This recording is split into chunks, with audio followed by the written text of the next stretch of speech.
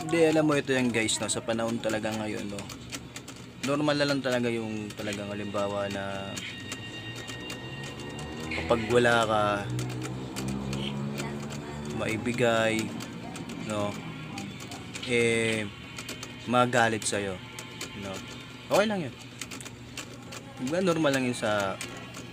buhay ng tao, no. Pero ito kasi yan eh, di ba, bago mo na sabi yun o bago ka nagalit sa tao na yun, hindi mo ba naisip na nung time na wala yung